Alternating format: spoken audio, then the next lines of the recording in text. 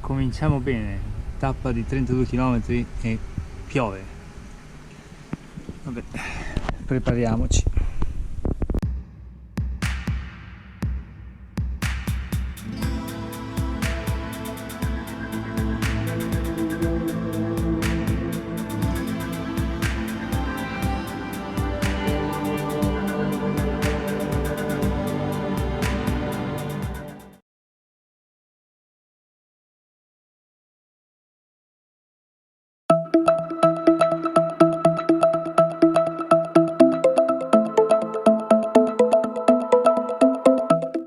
Buongiorno. Dai, due in cammino.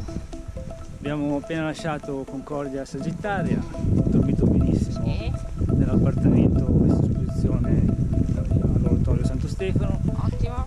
Ci ha svegliato il temporale, Mannaggia. giusto in tempo per la nostra partenza. Comunque, terminati i nostri preparativi, il temporale fortunatamente era già cessato.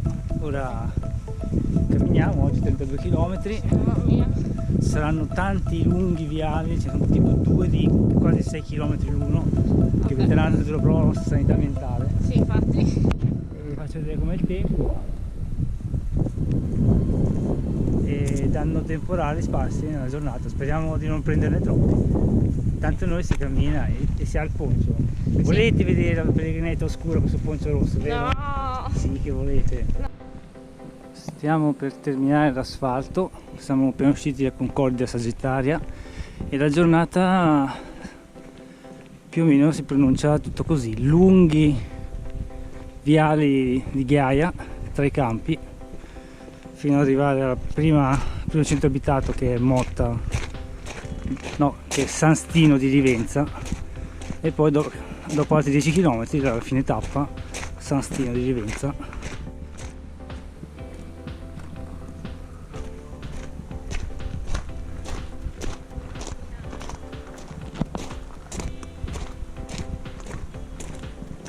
Questo canale ha un nome che è tutto un programma. Allora, è il principale Bando Querel, scritto Bando Querelle, per cui Bando Querel. Ma oggi vedremo anche altri corsi d'acqua. Più avanti incorseremo di nuovo il Lemene, che è il fiume che avete visto a Concordia Sagittaria, e poi ci sarà anche il Livenza, più tutta una serie di canali agricoli che dovremo in qualche modo oltrepassare. Per ora il tempo regge, fa freschino, condizioni ideali per la marcia.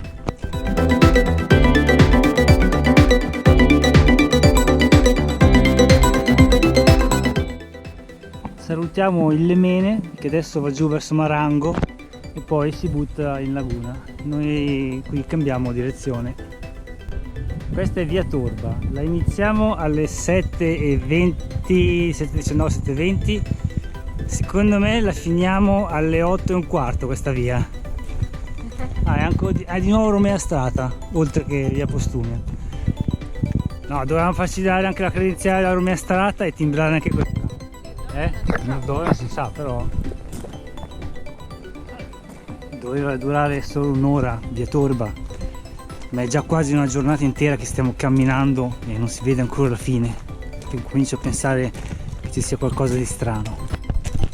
Giorno 1, giorno 2, siamo sempre su via Torba, non ne vediamo una fine. Questa mattina Giulia si è svegliata e ha cercato di mangiare le bacche di una pianta, convinta che fossero bacche di caffè. Abbiamo dormito tra il Gran Turco. Non so quanto potremo resistere, stiamo finendo i viveri. Giorno 3, sempre dall'inferno di via Torba, ci siamo accampati qui tra le sterpaglie, non abbiamo più nulla da mangiare, ma sospetto che Giulia abbia nascosto gli ultimi biscotti, solo che non sono mai riuscito a coglierla sul fatto. Io sento rosicchiare mentre cammino dietro di me, ma ogni volta che mi giro vedo solo il suo viso innocente. Questo è il fiume Loncon e tutto il terreno qua intorno è conosciuto come bonifiche del Loncon, e la leggenda narra che qui i pellegrini spesso possono sperimentare stati di percezione alterati e vere e proprie allucinazioni. Tu come ti sei sentita? Normale? Ok, il nostro trip mentale è durato fino alle 7:25, però ci sta, visto che abbiamo fatto un po' gli stupidi per fare le riprese, abbiamo fatto volare il drone e questa è la fine di Via Torba e incidentalmente lì c'è anche il primo bar dopo 12 km da Concordia Sagittaria. Ora Giulia andrà finalmente a bersi il suo meritato caffè.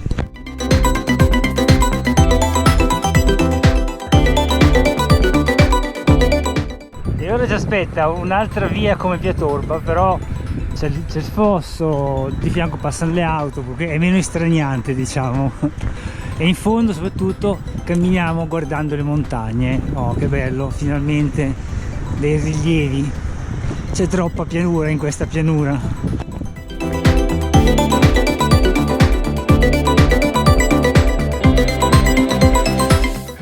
Oh, mi sono arrampicato sull'Agine per vedere. Ecco, quello è il canale Malgher. Bello largo, una bella portata. Adesso però scendo. Ehi là!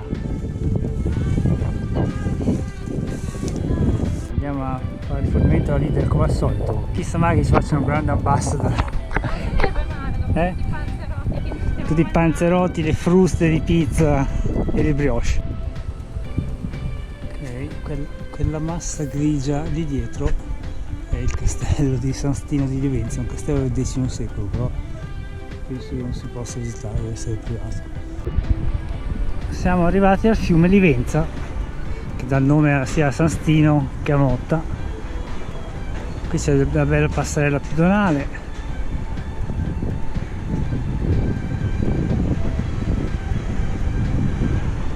È un bel fiumiciattolo, bello largo.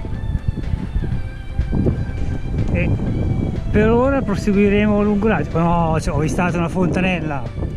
Fontanella, la prima fontana sul percorso oggi, a 20 km dalla partenza. Altri punti di storia era il bar al chilometro 12, poi dopo dentro San Stino potete trovare bar locali quanto volete. E la fontanella funziona. Ci sono tutte le anatre e c'è anche un'oca da guardia, più quelle due là che sono altre di un'altra varietà. Ma che carine. E questo è il fiume. Cosa ci aspetta nei prossimi 10 km? Prima costeggeremo l'argine del canale Malgher, no, è Malgher, penso, che è questo, quello che potevo fare a meno di arrampicarmi sull'argine là indietro dove era più stretto. Non volevi comunque. suicidarti? No, volevo solo vedere il canale e poi più avanti attraverseremo sulla sinistra e passeremo sull'argine del fiume Livenza, per cui penso che i prossimi 10 km saranno abbastanza piacevoli. Infatti continua a migliorare, diventa persino erboso. Oh, guarda che bel paesaggio. Alle nostre spalle c'è la città comunque.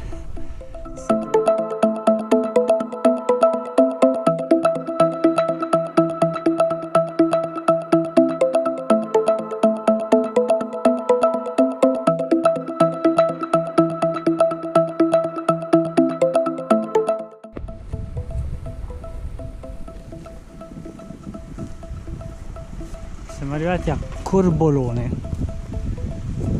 Quella lì è la chiesa di San Marco.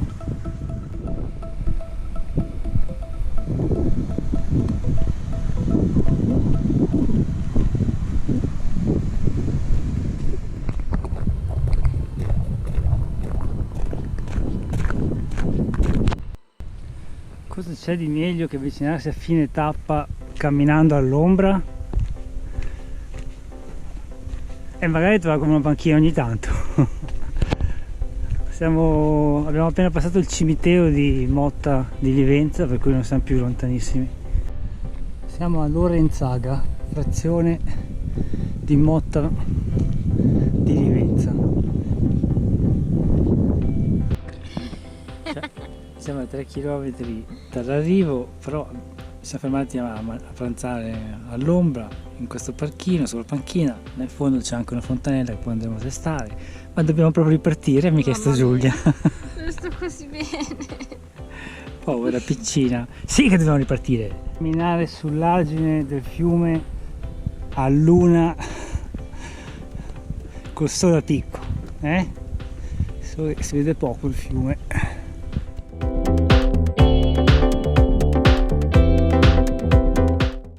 Campanile della chiesa di Motta e noi entriamo a Motta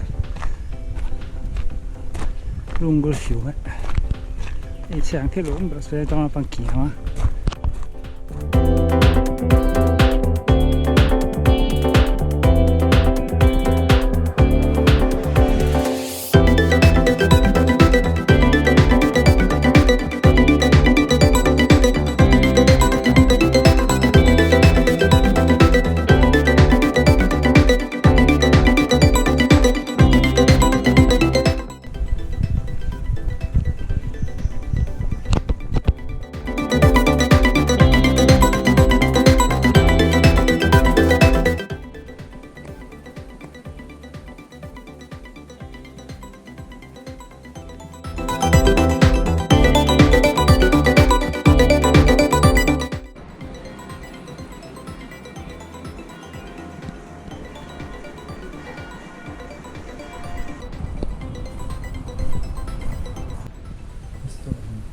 Tappabottiglie. E perché lo sto inquadrando? Perché abbiamo appena terminato la visita guidata del piccolo museo del vino, dell'attrezzatura enologica che ci ha che ci ha fatto, che ci ha tenuto il proprietario della villa di Villa Bertoia. È una persona molto disponibile, simpatico, spiega bene e ci ha fatto visitare tutta la villa, i saloni di rappresentanza, i vari studi, le cucine. Tra l'altro questo è non so se si vede, è un girarrosto a gravità, funziona con mattone. Questa è ancora una cucina originale, quella è moderna, e ci ha fatto fare tutta una visita guidata della villa e del suo piccolo museo delle attrezzature enologiche. È stato molto interessante e simpatico. E noi per ripagarlo beviamo birra. Non siamo, neanche birra siamo delle persone orribili. No, se venite da queste parti cercate un posto dove stare, io vi consiglio ampiamente suggerito. Villa Bertoia Michelin.